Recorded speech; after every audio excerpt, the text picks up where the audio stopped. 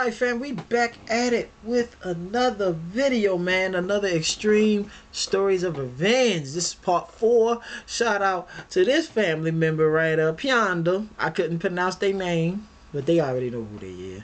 I know it's been months since I done one of these, man, and I apologize. Or if you're male or female, I need to know that. You know what I'm saying? I don't want to be calling you a man and you're a female. You know what I'm saying? Or vice versa. You know what I'm saying? So my fault on that. But yeah, let's jump straight into it, man. I've been on roller coasters, swum with dolphins, and even piloted a plane. But nothing beats the sensation of getting revenge. But there's more than one variety of revenge. There's utterly ruthless revenge, calculated revenge, and life-ruining tales of revenge that you could argue go too far. Well, in this video, you'll find them all. So get ready for the Schadenfreude as we take a look at yet more extreme cases of revenge that went practically nuclear.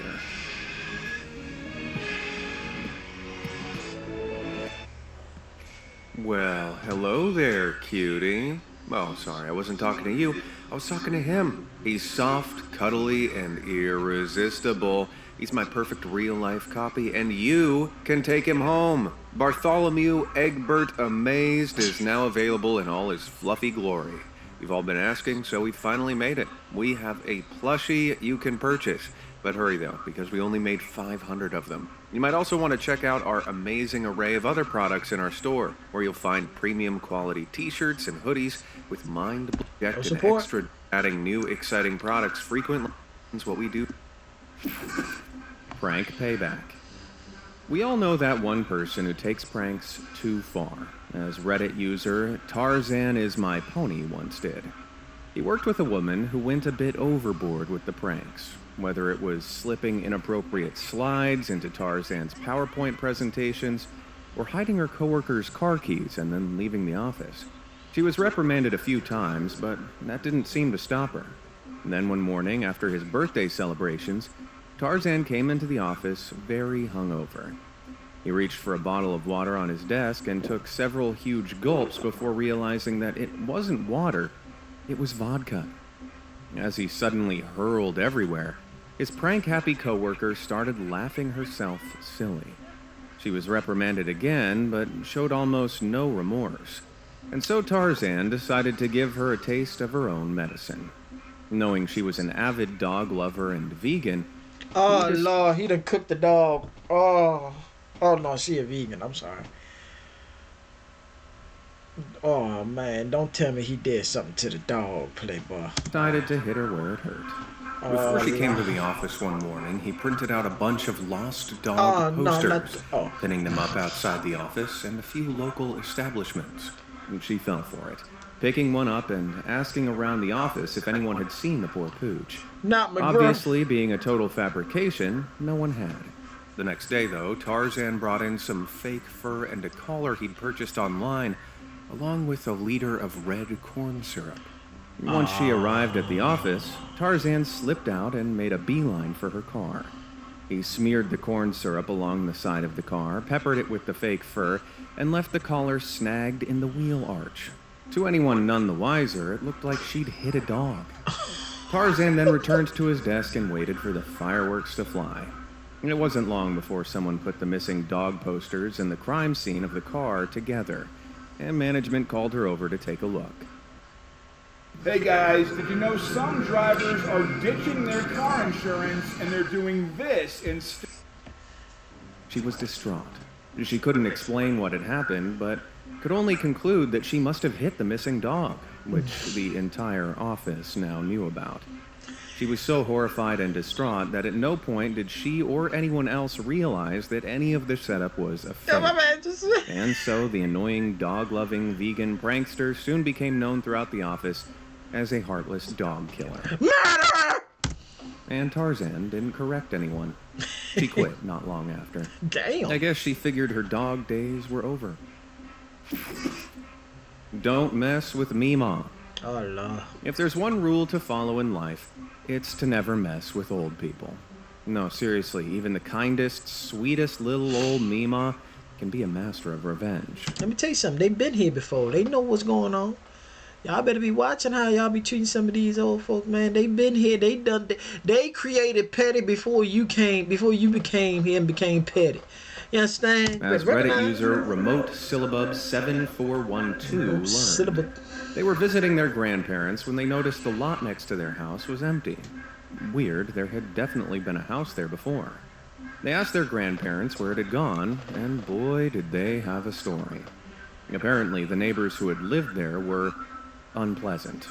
They were loud, aggressive, and their son had even broken into the grandparents' house, stealing and pawning off some of the grandfather's guitar collection. I'd have kicked his fucking ass. Everything was insured and the son was sent to jail, but that just made the family even harder to deal with. They were even louder, more aggressive, and in the end, just straight up started harassing them on a daily basis. So, Syllabub's grandma got to thinking. The house they were living in was rented, but the landlord didn't bother with upkeep, and it hadn't been maintained properly in years.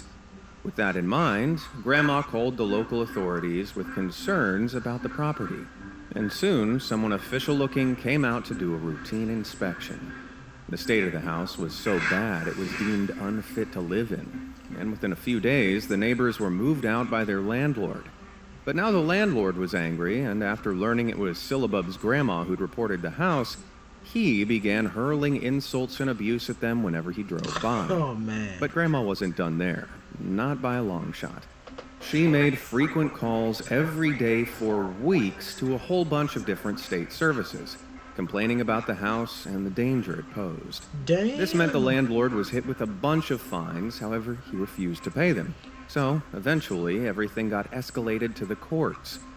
When he didn't show up for his court date, though, a warrant was issued for his arrest.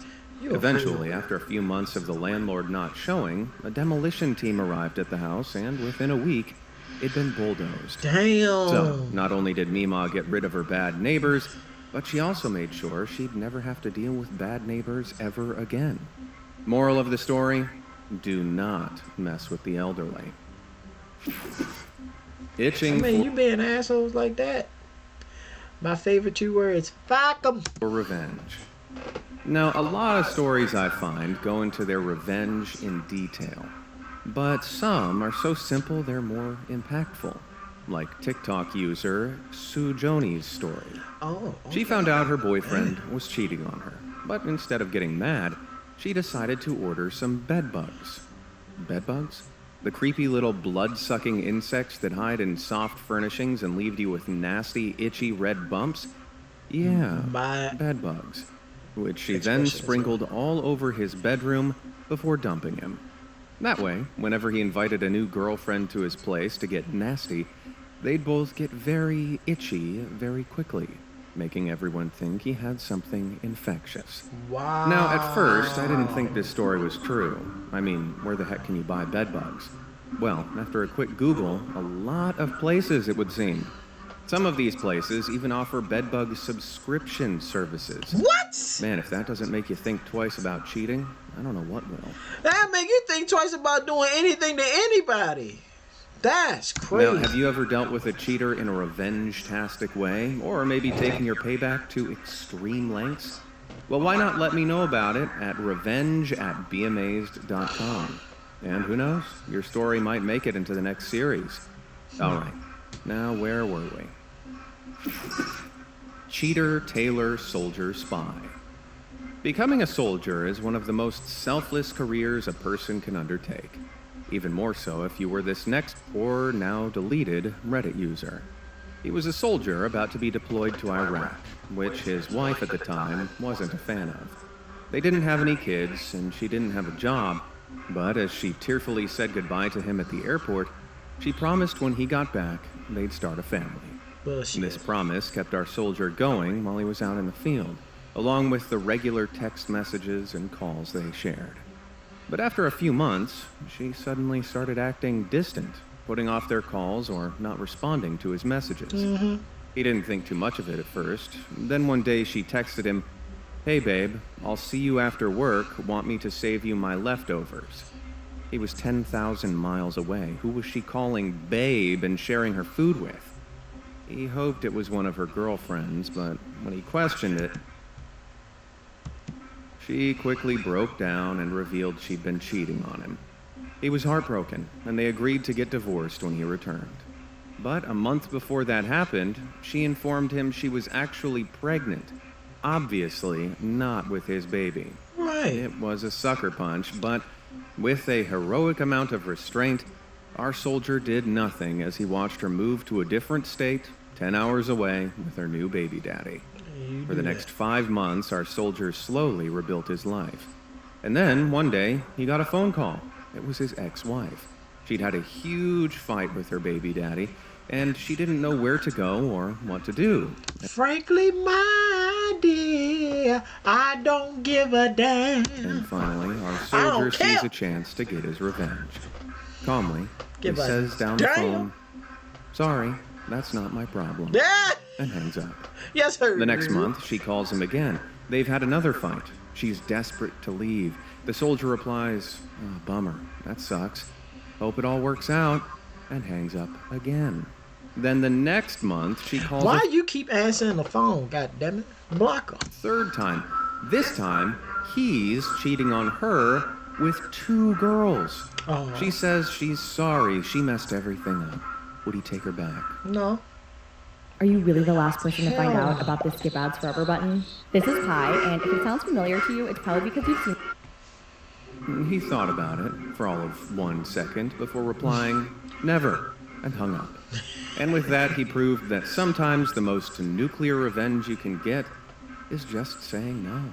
He got some fucked up looking teeth. Park it there.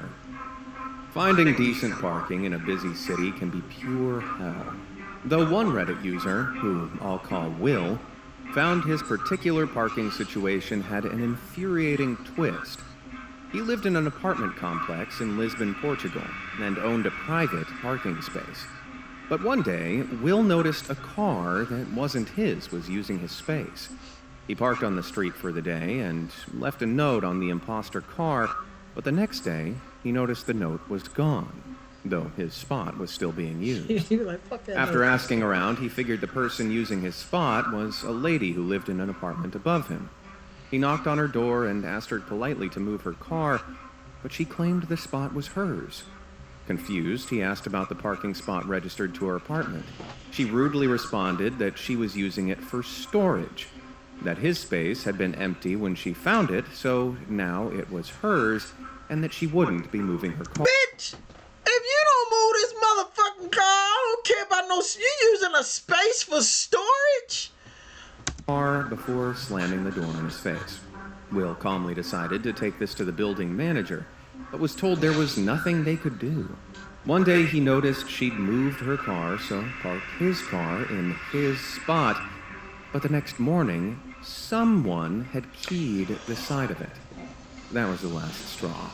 It was time for revenge. Bruh.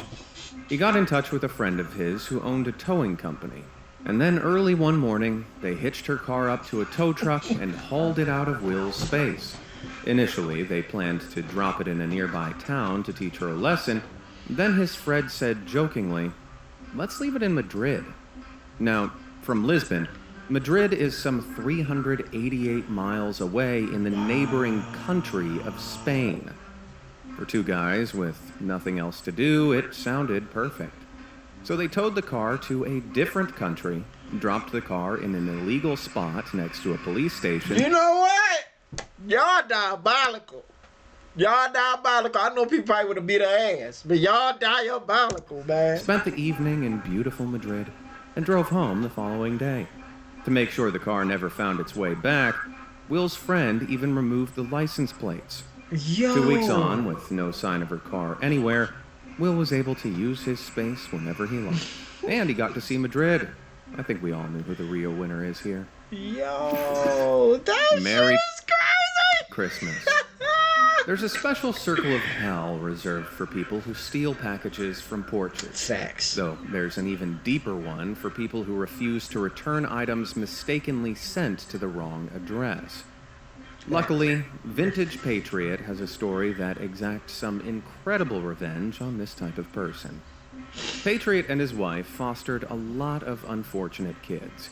And so for Christmas, they would save up and really spoil them.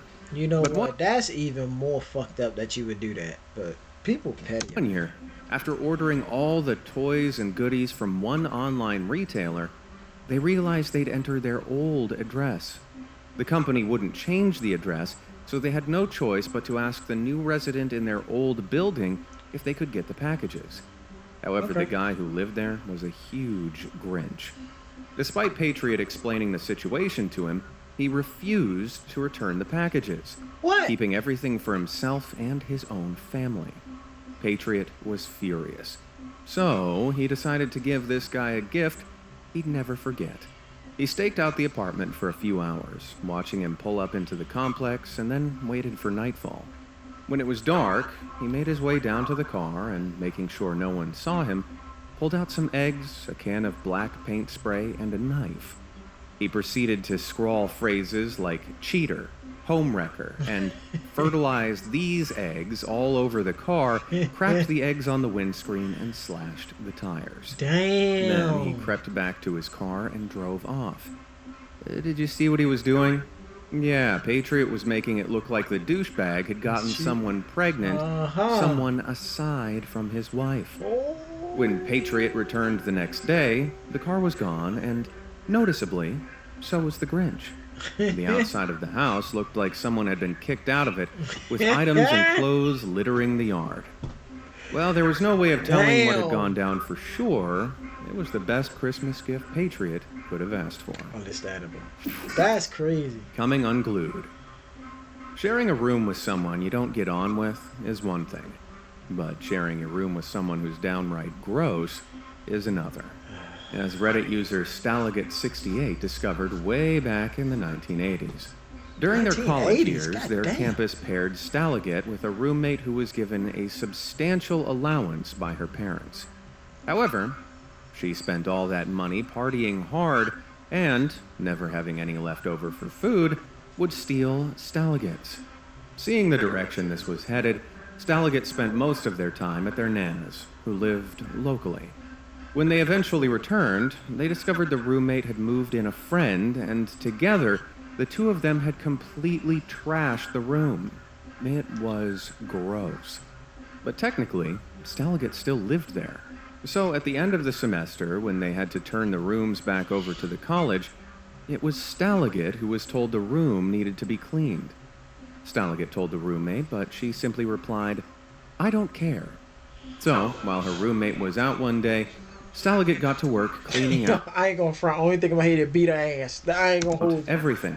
And I mean everything. All their costly makeup and beauty products, trash.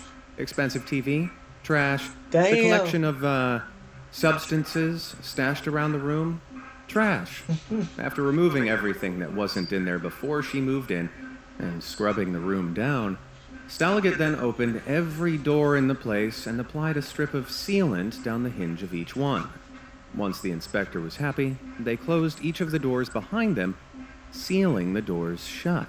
Yo. Considering the roommate didn't know all her stuff had been thrown out, she'd have to break down the door to get in, by which point all the resulting damage would land squarely on her shoulders. Nothing like leaving someone you don't like in a sticky situation. Damn. Y'all be coming up with some Nuclear shit. bureaucracy. While stories of personal revenge are satisfying, tales of bureaucratic revenge have budget. Case in point, let's rewind to 2015 and head over to Kilburn in London, England.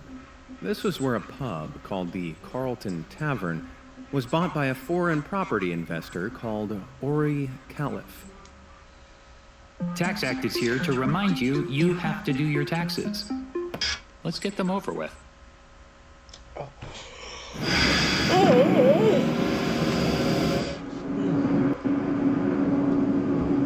Sorry, y'all. In April of that year, Ori had the pub demolished in order to make way for an apartment block.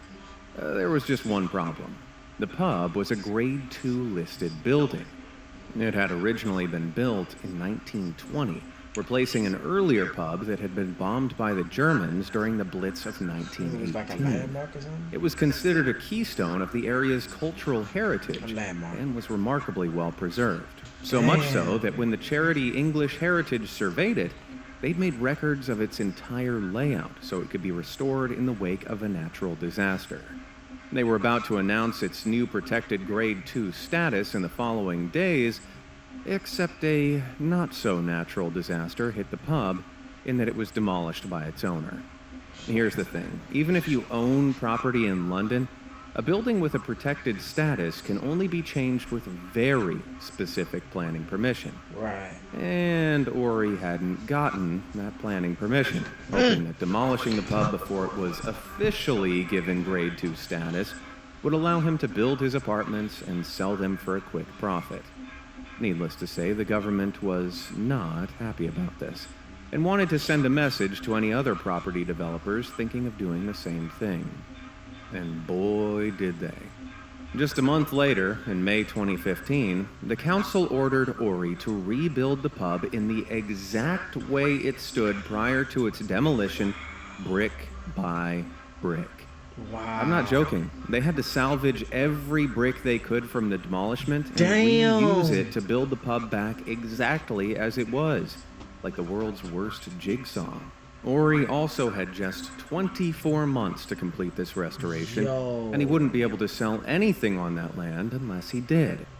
Ori immediately tried to appeal against this, but his appeal was overturned. And to put the final nail in the coffin, his planning permission to repurpose the rooms above the pub as apartments was also denied. Rebuilding works commenced in 2017, but it wasn't until 2021 that it was completed. It's estimated that the rebuilding efforts cost Ori more than $2 million, alongside a mountain of paperwork. Damn. Somehow, the Brits achieved nuclear-level passive-aggressive revenge over a pub. Yeah, that sounds about right. Gotta be careful, man. Gotta know what you're tearing down for. You gotta know all the information. Now, you can't just buy a car without you knowing all the car facts. You know what I'm saying? You may now kiss the best man. Excuse me? Now, for personal reasons, my absolute favorite revenge stories are those where cheaters get got. And this next story might be one of my favorites of all time. Oh, let's It get comes it. from Reddit user Ultimate Odie, who back in 2020 was living with her then fiancé in a house that she owned. However, on Christmas Day, Odie found out he'd been cheating on her. Disgustingly, he'd told about everyone else except her because he was planning on leaving her, but was in the process of securing a new residence. Dumb ass. Apparently, the person he was cheating on her with didn't like him enough to let him move in. Understandably, Odie was crushed. But like an absolute champ, she accepted the situation and patiently waited for him to move out. Only 3 months later, he was still living in her house. His search for a new residence was non-existent, with him clearly assuming that he could just freeload off Odie and keep living there, while still seeing his other girl. The audacity. Somehow, Odie took the high road and let it slide, until one day he began swiping on the dating app Tinder with his phone volume loudly on. She asked He ain't give a damn. him not to, but he ignored her. This level of disrespect was the final straw, and Odie decided to give him a taste of his own medicine. She messaged her fiancé's best friend, a man who would have been best man at their wedding, and started flirting. At first it was just to get under her ex's skin, but eventually the two discovered they actually had a lot in common, particularly how abhorrent they found her ex's behavior. Yo! Eventually, the revenge flirting got serious and they started dating. And with that, Odie finally kicked the ex out of the house once and for all. And with nowhere to go, he was forced to move back in with his parents. In the meantime, Odie continued dating her new partner for 2 years until he popped the question, and she said yes, and they got married. What started off as a revenge flirt turned into unintentional, nuclear-level revenge, marrying her ex's best friend. And to make the whole thing sweeter, the last Odie heard, Her ex had been kicked out of his parents' house and could never officially date the girl he'd cheated on her with. I don't imagine he got a wedding invite either. Hell no. Divorce. Hey man, yo. That, like, hey man, be careful. Okay, that scratched my cheater itch. But let's have another as a treat, shall we? Back in 2016, a now deleted Reddit user, who we'll call Aaron, posted a story that sounds, frankly, unreal. Aaron was happily married to his wife, who we'll call Janice, with 2 kids when they hit a rough patch. These things happen, but one day Aaron noticed Janice was spending more time than usual on her phone. She said she was messaging her girlfriends, and so he thought nothing more of it. However, one day he was charging up an old iPad for his son when a flurry of Facebook message notifications popped up on the screen. Apparently his wife had logged into her Facebook account on the iPad some time ago and had never logged out. And that's when his heart sank. The notifications showed that his wife was messaging another man. Let's call him Dick. She was flirting with him, being downright nasty with him, and making fun of Aaron. Shocked to his core, Not Aaron Dick. watched the barrage of messages in real time, but he didn't say anything. He spent the next few days thinking, taking screenshots of the conversation, while acting as normal as possible around Janice. Soon the pair were messaging, "I love you," to one another, and that's when Aaron knew he had to make a plan to get out of there. He contacted a lawyer with all the screenshot evidence he had and began secretly making plans to leave Janice. But then something happened. Dick messaged that he was coming to town for a weekend and had booked a hotel so Janice could visit him for intimate reasons. Janice was delighted and quickly lied to Aaron, telling him that she and the girlfriends had booked a spa weekend. Yo.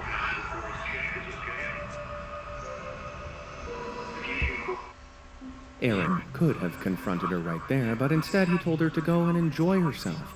She packed her stuff and left, with Aaron telling her to have fun. She clearly thought she'd gotten away with it. However, a few hours later, Aaron rolled up to the front desk of the hotel Dick was staying at and asked the lobby staff if he could call up to Dick's room. They obliged. Dick answered the phone, and Aaron told him to send his wife down. But Dick claimed he had no idea what he was talking about. So Aaron mentioned that he knew Dick was also married, as he'd seen on his Facebook profile. Dick, you dick! And if he didn't want Aaron to message his wife, he'd tell Janice to come down to the lobby. Sure enough, a few minutes later, Janice arrived looking flustered. Aaron then handed her 75 pages of Facebook screenshots in a binder. He revealed he'd actually known about what was been going on for months, that he and his lawyer had drawn up a separation agreement where she's moving out, that Aaron gets full custody of the kids, that she gets no child support whatsoever, and weekend visitation only. If she doesn't Damn! agree, he'll send a copy of all those Facebook messages to her entire family, her place of work, and all her friends. Desperate, Janice started bawling and telling him she was sorry, but Aaron just walked out of the lobby. Within a week, Don't be sorry, ho, be careful. she'd signed the agreement, but to make things easier for the kids, Aaron doesn't tell them anything about why they're separating, And that's good, because they don't need to know nothing. and agrees she can still come around a few nights a week to maintain a relationship with them. He also agreed to marriage counseling, but after 6 months, still requested a divorce. Ultimately, he just wanted legitimate proof from a professional that she hadn't been living in the house for 6 months, granting him an amicable divorce.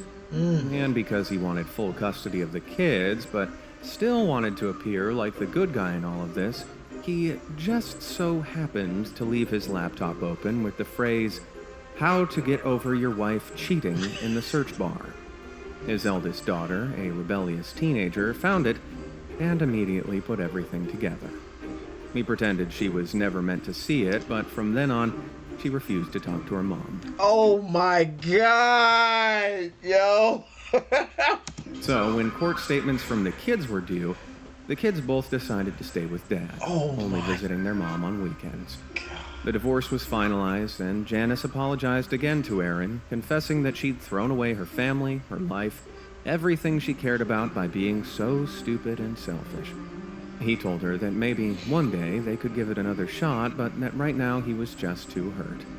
In reality, he was never going to give her another Damn shot. right he was. He just wanted to get her hopes up while he spent the weekends where the kids were at mom's hosting several friends with benefits. Ultimately, Aaron had gotten the very best divorce settlement possible, and the greatest revenge along with it. Hey, man. Which of these stories of revenge... Hey, man. Like, people, be careful what you do to people. You know what I'm saying? If you really love somebody, be there for them, man. Don't be out there doing all that. Don't be cheating on them and stuff like that. And I'm talking to male and female, man. But at the end of the day, people gonna do what they want to do. Y'all grown. But don't do that, man, because that karma gonna come back and tear your ass in half. I'm telling you. Especially if they find out like this and they do this kind of stuff. Woo! Boy. They be like, nah, I ain't gonna do that. That's too easy. I'ma slow roast this motherfucker. Like, man, yo. Be careful how you treat people, man. I'm telling you. And then on top of that, I know in my head, like, you fuck them up, fuck them up, fuck them up. But like, nah, they like, nah. Let's slow roast them. You be like, yeah, I like where you going, man. It's like, man, you never know. People get tired of their feelings getting hurt. You better be careful. That's all I'm gonna say. But yo, if y'all like this, smash the like button for your boy, man. This one was crazy. Comment down below what y'all thought of the video. And what else y'all want me to react to. Share the video and also subscribe to the channel for y'all. Ball. We out this piece. Peace, love, blessings. See y'all on the next one.